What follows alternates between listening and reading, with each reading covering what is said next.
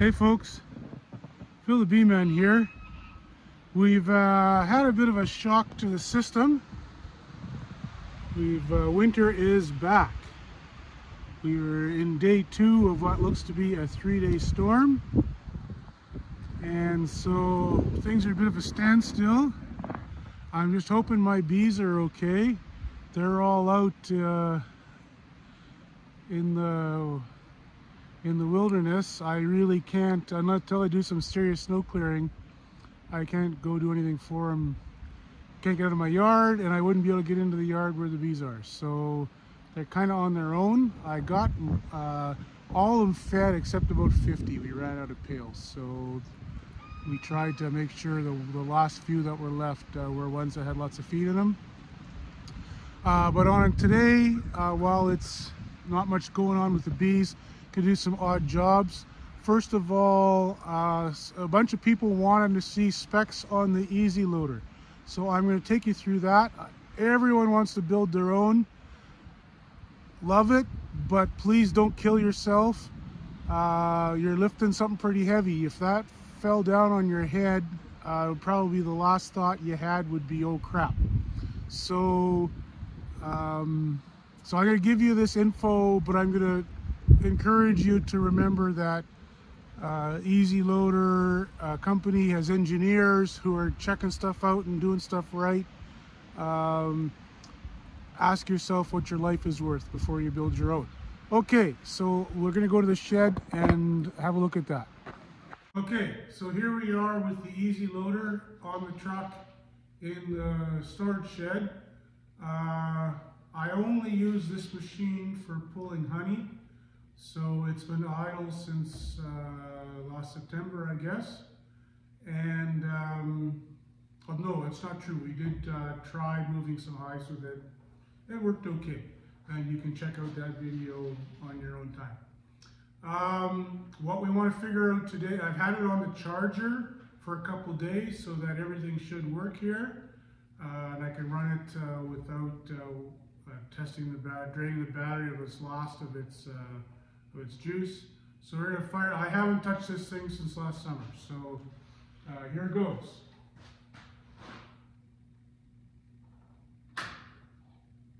Aha, no power. What's up with that? Stand by. I have to watch, make sure I don't run into the ceiling here. Oh, I think I am. Okay, well, let's leave it there. I'm going to hop on the truck and we'll take our measurements from that position.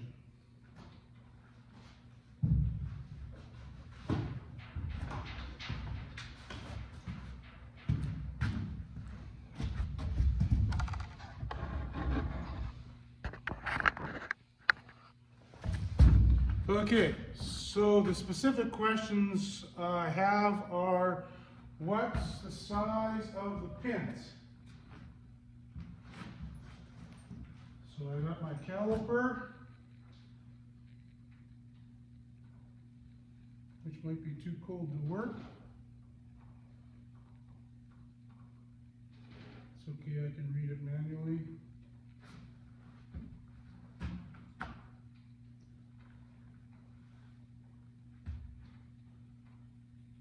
So that is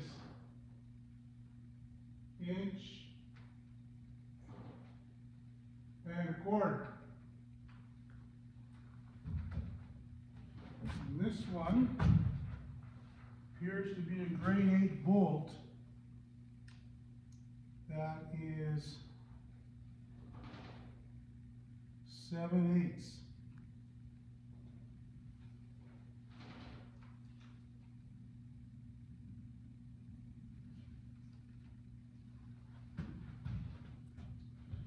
And this one is a grade 8 bolt that is 1 inch. And on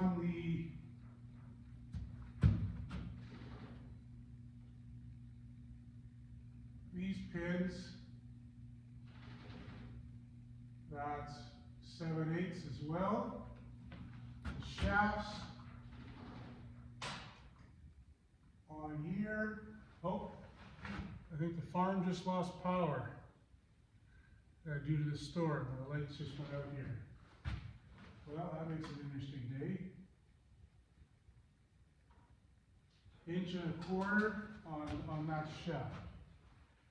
This pin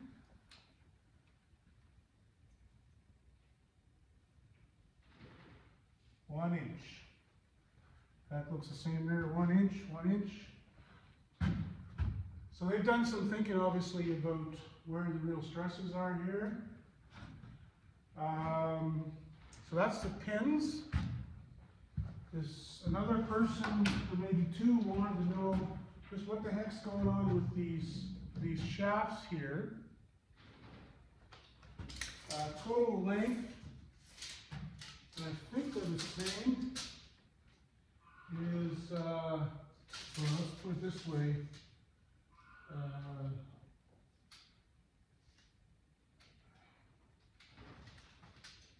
That's 46 inches pin to pin at its operating height. But notice that the actual expansion leg, this shaft only moves in and out about a foot. And that one the same, but they have extra long shafts on them. And I think that's because they're trying to obtain, notice that this shaft and this shaft are almost exactly parallel, so as it goes up, they stay the same.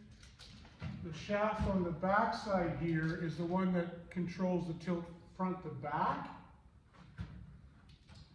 And it also, under normal operations, moves relatively little. Like, so it has, these both have, you know, relatively short cylinders, but very long arms. The other thing to keep in mind is both of these have kind of not a ball bearing, but a flex coupler at the end to allow for slight, as this thing tilts forward and back, and as that thing tilts up and down, this doesn't stay square to here the whole time. So you've got to have some ability to adapt the angles, otherwise you'll tear this whole thing apart. So make sure you get a cylinder that has that, is it a gimbal? That in the inside of that. Now, someone else wants to know the size of the tube.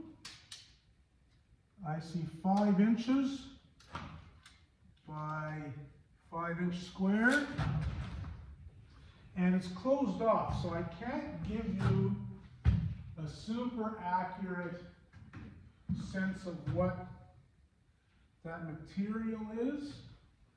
I don't.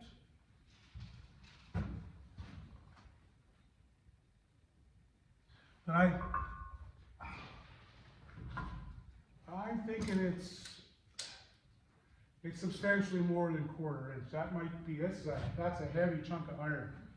And this one is 10 inches by 5 inches, and the gussets on it are half and, no, look,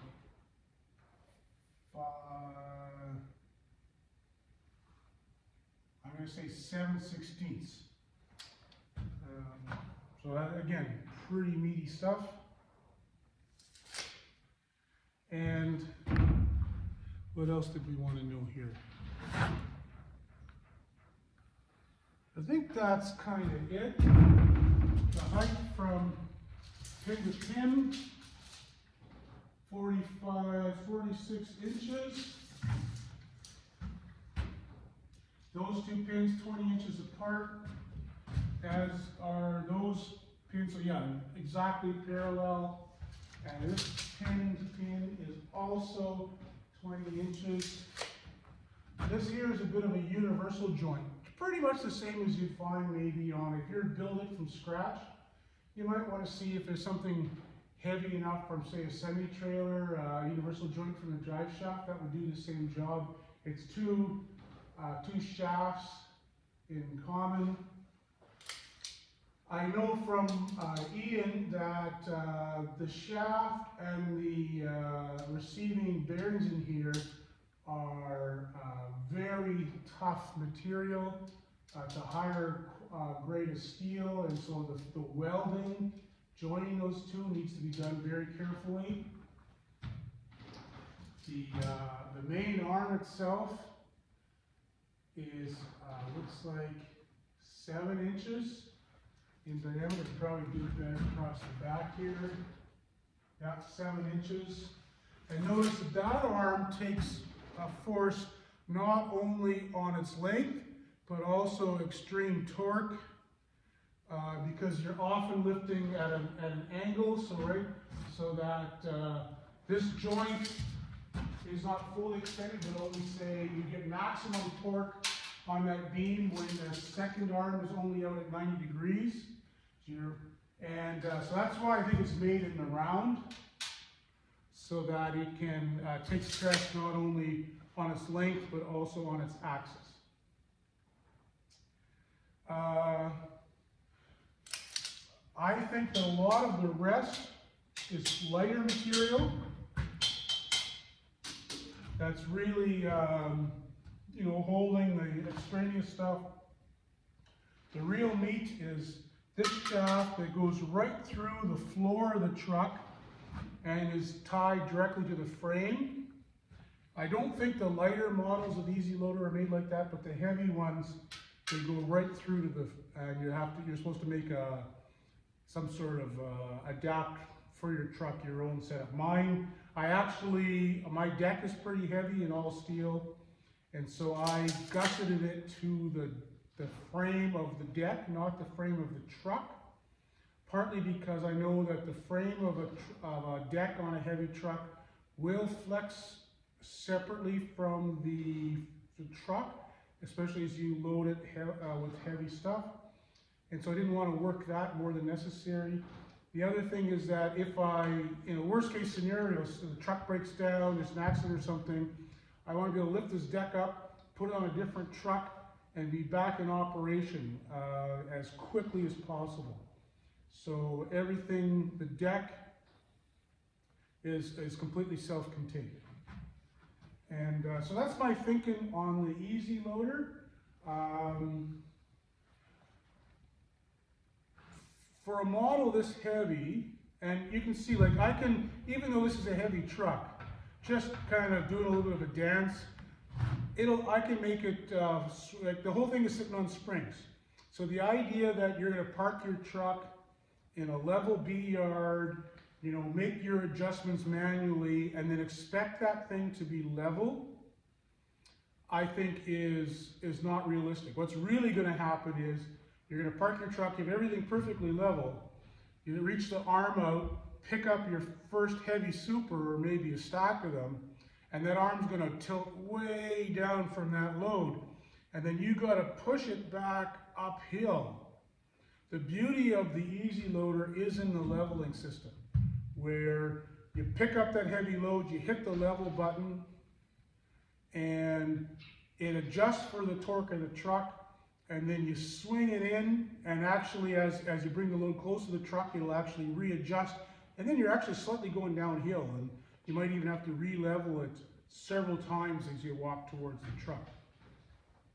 So if you don't have that self-leveling system, you don't have and not to say that can't be done by a home mechanic. I think if you stole the electronics and the works out of a RV that has, say, a self-leveling system for setting its pads down, or you buy the electronics off of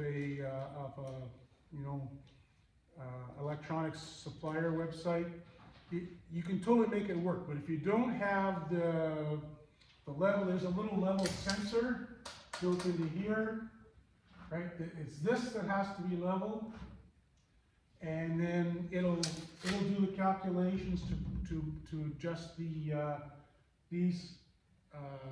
two rams to get it level again.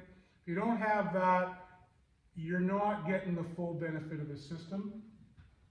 You'll also notice these rams have these little sensors on here that tell it when it's in the right position to fold itself down.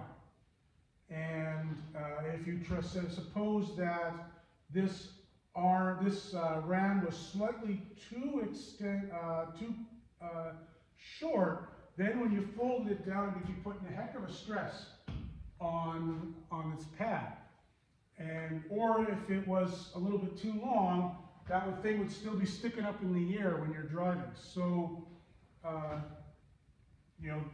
this system has that sensing built into it to tell you when it's in the right position. If you do it manually, it's not impossible. You'd probably still want to have a marker and a gauge on there so you could see it.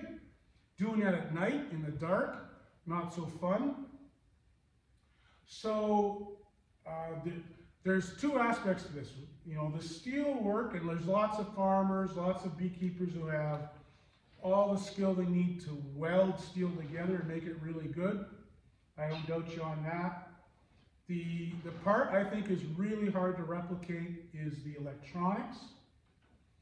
And again, you can wire all that stuff up from scratch, but I think by the time you're done, you're going to realize that this company probably deserves their payment. I wish we could get this company to manufacture these under license in North America so that there wasn't quite so much cost just built into the shipping. And then there's the electronics associated with the winch operation, and that's its own thing. So anyway, that's the unit. It's really worked well for me. I'm happy I got it, but it wasn't cheap. It's a pretty big ticket item, and trucks aren't getting any cheaper either. I always watch for good used trucks. Man, auction prices over the last couple of years have just gone crazy. I'm not sure I couldn't now sell this truck for at least what I paid for it new almost 20 years ago. So good luck to you. If you're starting out in beekeeping, get your wallet out. You're going to have to spend some serious money, and I just don't see any way around it. Of course, all this machine does is what a sturdy back and a long day can do. It just lifts the honey for you. So I lifted a lot of honey to get to the point where I could afford to buy this item. I hope that's the information you need. If you have more questions about the Ezyloader, you can put them in the comments, and I'll check those details for you. But notice that not all the pins are the same size, not all the steel is the same gauge.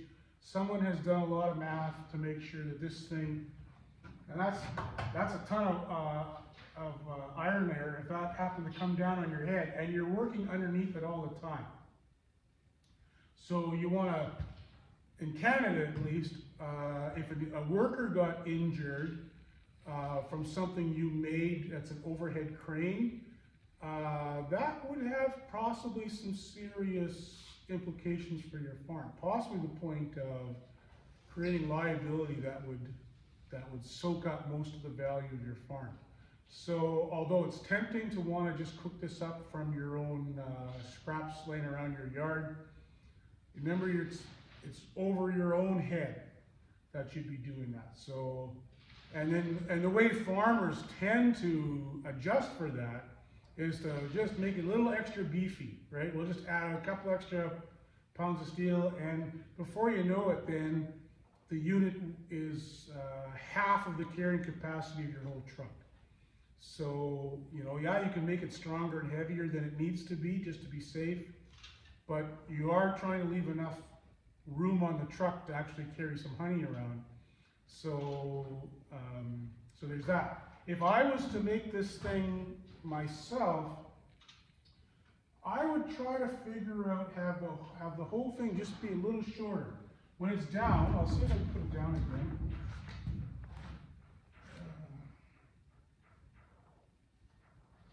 I don't usually do it from here.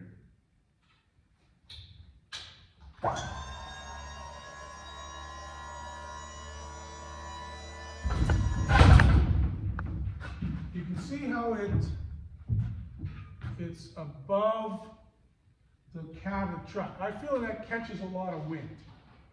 And if I was to build it myself, man, it would be nice to have the whole thing sit, you know, so that the top of the boom was below the cab and tucked in just a little tighter. Now that causes all sorts of design complications. Notice that the manipulator fits under the ram on the upright on this side, and all the works are in this cabinet here. That's where the pump and the electronics are. So, you know, you probably have to think about, well, let's think about that. Suppose you just cut this beam off 2 feet. Well, no, you gotta be careful with that, because if you lower this fulcrum point, you're lowering the whole beam, and you gotta stand on the truck and work underneath it. And it does get, you get a bit of a taller employee, you'll notice that they duck a little bit. So I don't know, you'd have to have both. If this was lower, this length would have to be longer. So you'd have to move that pin sideways somehow. You know, it's not easy to do that. I know Ezyloader does have what they call a highway model that kind of folds down much tighter, and it has a quite a bit shorter reach. And so that's why most beekeepers don't choose it.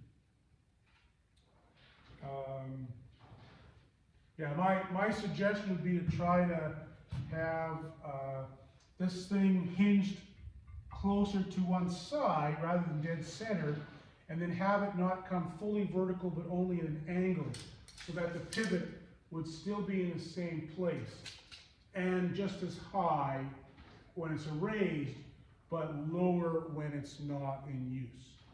That would be my, and then you somehow got to figure out how to store your manipulator. The Ezyloader model the manipulator doesn't self-store inside the machine, and that's probably its main weakness, is that thing's going to get damaged and kick it around the back of your truck, or get left behind, or run over, who knows what. So the fact that this thing stores in a safe cabinet for itself, I think is a real design win. Okay, those are the details on the Ezyloader.